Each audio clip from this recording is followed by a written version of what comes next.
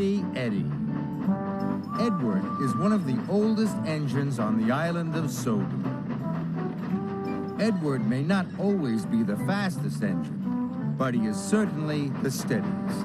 And for Sir Topham Hatt, a steady engine is a really useful engine. One morning, Edward puffed into the docks. Good morning. Then Sir Topham Hatt arrived. The brand new brass water wheel has just arrived from the mainland. It is magnificent. It will be displayed by the waterworks at Great Waterton. Emily, Gordon, and Edward were very excited. They couldn't wait to see the magnificent water wheel. Edward, you will deliver the water wheel to Great Waterton. Edward beamed from buffer to boiler. Gordon and Emily were surprised. I have chosen you, Edward, because you are the steadiest engine. You are to take the express line. It is the smoothest and most direct way to Great Waterton. Gordon gasped. Edward was going to use his express line. Cranky lowered the water wheel onto Edward's flatbed. It had a shiny brass rim that gleamed in the sun. Everyone looked at the magnificent water wheel. Edward the Steady is at the ready. And very slowly, Edward pushed his special out of the docks. Edward puffed up to the junction for the express line. Thomas was waiting. Bust my buffers, Edward. That's a very special. Edward was very happy. He looked ahead. If he took the express line, he couldn't stop for the people to admire his magnificent water wheel. But if he took the other track, he could stop at stations and bridges and sidings. A lot of people would see his special. The signal changed. Edward didn't take the express line. Edward was having a wonderful time. He went past stations,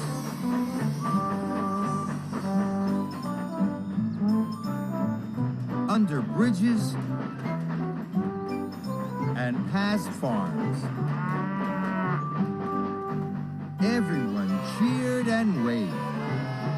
Edward the Steady was now Edward the Magnificent. Edward arrived at the junction. The track ahead's in need of repair. But the track ahead led to the school. Edward wanted the school children to see him. So he chuffed on towards the broken track. The track was very bumpy and jumpy. The shiny brass edge of the wheel started to cut into the ropes. But Edward didn't know. At the school, children cheered and waved. Edward wasn't looking at the red signal. Oh, flatten my fender. Edward applied his brakes, but too late.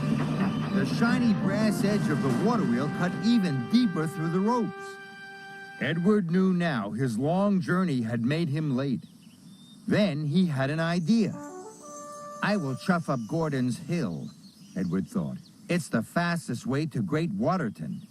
And, he huffed to himself, the other engines on the hill will all see my special. Edward chuffed and huffed up Gordon's Hill. Oliver and Arthur passed him coming down. They both thought his special was magnificent.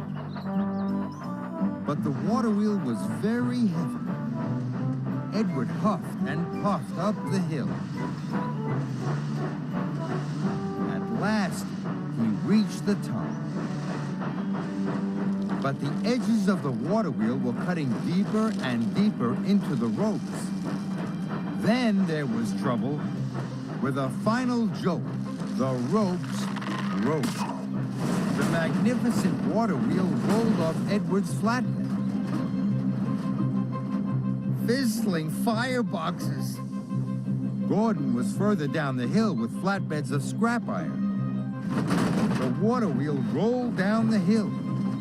it bounced onto Gordon's flatbed. Now, Edward's magnificent water wheel was on its way to the smelters. Edward had to get to the smelters yard before Gordon.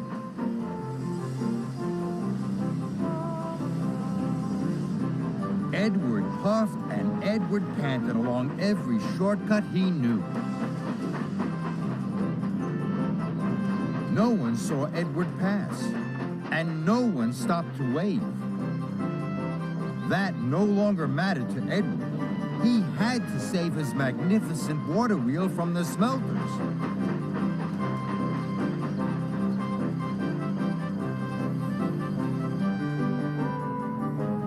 Gordon puffed slowly into the smelter's yard. He pulled up outside the smelting shed. Then, suddenly, there was Edward. Gordon was surprised. Edward the Steady had won his race against the fastest engine on Sodor. The magnificent water wheel was once again tied down to Edward's flatbed. Edward the Steady, once more at the ready. And his wheels clickety-clacked without a cheer or a clap along the way.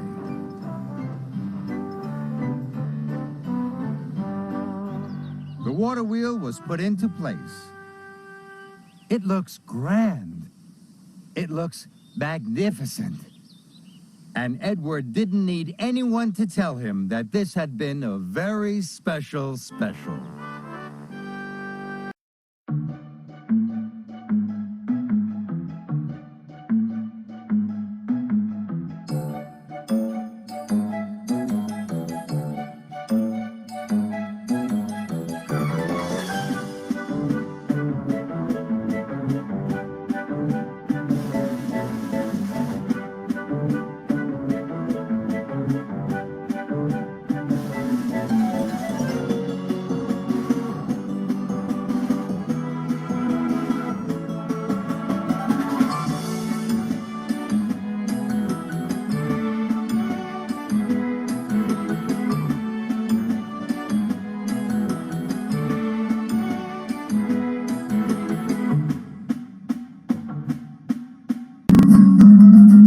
That's some bad hat, Harry.